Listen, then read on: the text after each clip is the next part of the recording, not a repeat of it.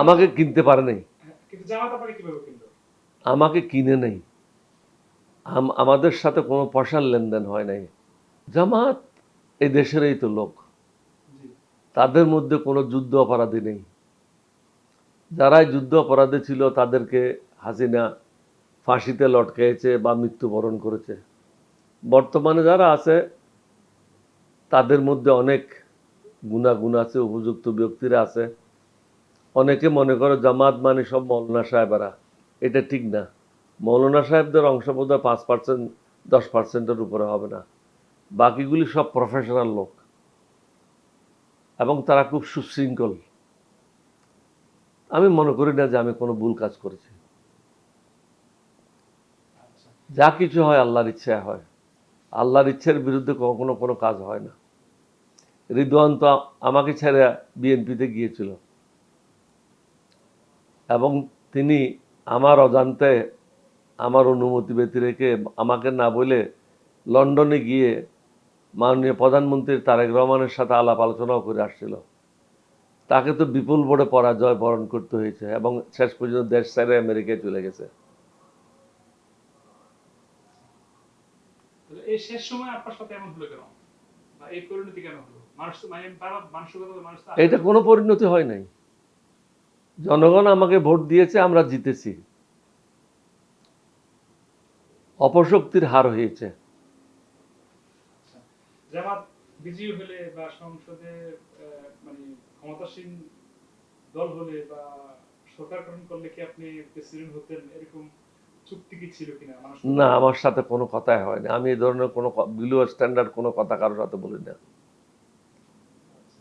আমি নিজের ব্যাপারে কারোর সাথে ধ্যান দরবার করি না, এটা আমার জীবনেও করিনি। আপনার জীবনে এরকম অনেক ঘটনার কথা আপনি সাক্ষাৎকারে বলেছেন যে অনেকে প্রস্তাব দিয়েছে, টাকা সেধেছে। তো জামাত আমাকে কিনতে পারে নাই, কিন্তু জামাত আপনাকে কিভাবে কিনলো? আমাকে কিনে নেই, আমাদের সাথে কোনো পয়সার লেনদেন হয় নাই।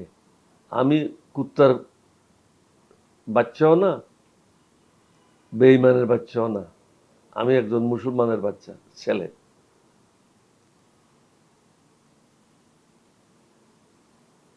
আমাদের সাথে মতের মিল হয়েছে, সেজন্য আমরা তাদের সাথে একসাথে গিয়েছি। এখন যে বিএনপিকে নিয়ে বিতর্ক হয়, কথা তো হচ্ছে, এখন তো কোনো কিছু আড়াল করা যায় না, গণমাধ্যমে না আসলেও সামাজিক মাধ্যমে চলে আসে। বিএনপিকে নিয়ে অনেক সমালোচনা হচ্ছে, জামাতকে নিয়েও কম নয়। তো আপনি কি সে কারণে জামাত বিএনপি থেকে সরে আসছেন বা মানে বিএনপিতে যাননি? বিএনপিতে যান নাই বলে এটা ঠিক না। বিএনপির জন্য তো আমরা দীর্ঘদিন অপেক্ষা করছিলাম, কিন্তু বিএনপির পক্ষ থেকে 2022, 2023, 2024 সালে আমার সাথে কেউ কোনো কথাই বলে নাই। 3 বছর, আমি ভুল বলছি, 23, 24, 25, 26, এই 3-4 বছর আমার সাথে কোনো কথাই বলে নাই। তারা যখন বিপদে পড়ে তখনই আমার কাছে আসতো, কিন্তু নির্বাচন নিয়ে কখনো কোনো আলাপ হয় নাই।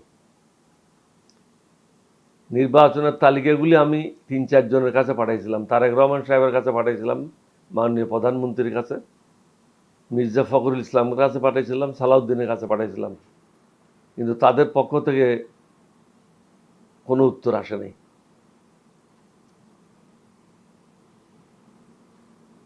এবং আমরা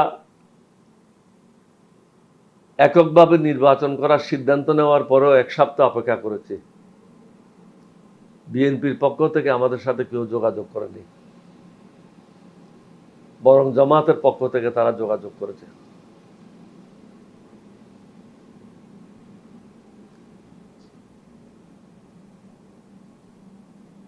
আমাদের দলের যারা প্রেসিডিয়াম সদস্য ছিল তারা সর্বসম্মতিক্রমে সিদ্ধান্ত নিয়েছিল যে এককভাবে নির্বাচন করা তাদের পক্ষে সম্ভব না।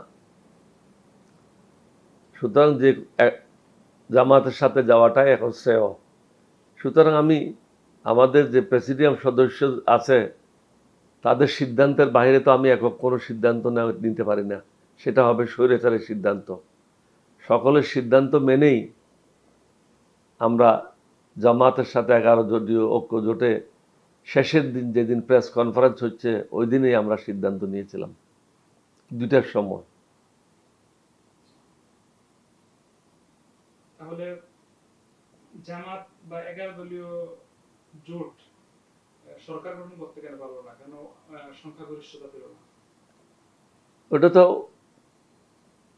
মহিলা মন্ত্রী বলেই দিল। ওনার নামটা কি বলেন তো? রেজওয়ানা হাসান। হ্যাঁ, রেজওয়ানা হাসান।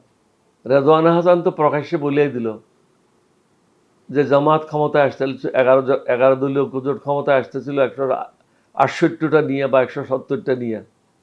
আমরাই মেকানিজম করে তাদেরকে 100 সিটে পরাজিত করেছি। এটা তো উনি নিজেই বলে দিয়েছেন, আমার থেকে আর নতুনভাবে বলার তো কিছু নেই। তিনি তো রাজসাক্ষী। এটার জন্য যদি কেউ মামলা করে, এটা তো একটা ভালো মামলা হবে।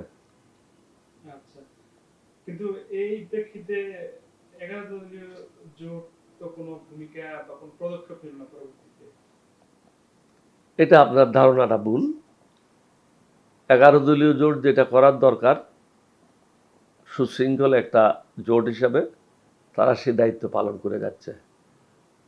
তার কারণেই গতকাল বগুড়াতে মাননীয় প্রধানমন্ত্রী তারেক রহমান সাহেব বলেছেন,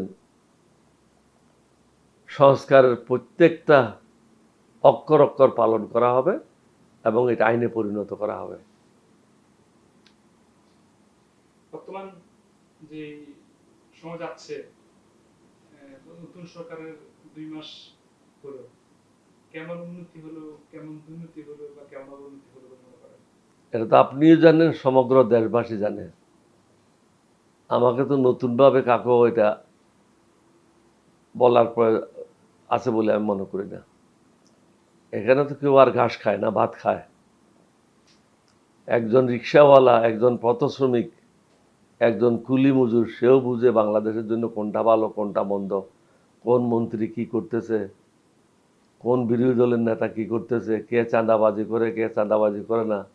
এটা তো প্রত্যেক দিন ইউটিউবে আসতেছে, ফেসবুকে আসতেছে, টেলিভিশনে আসতেছে, পত্রিকাতে আসতেছে। সুতরাং এটা আমাকে প্রশ্ন করে কোনো লাভ নেই। আপনার পারসেপশন কি, যেমন চেয়েছেন? আমার কোনো পারসেপশন নেই, এটা সবাই দেখছে। যে জিনিসটা সবাই দেখছে সেটা নিয়ে আমার নিজের পারসেপশন দেওয়ার তো কোনো প্রয়োজন আছে বলে আমি মনে করি না। কেন পারসেপশন দিতে কি ভয় পাচ্ছেন আপনি? ভয়ের কোনো কারণ নেই। আমি কাকেও ভয় করি না, আল্লাহকে ছাড়া, আমার নবীকে ছাড়া।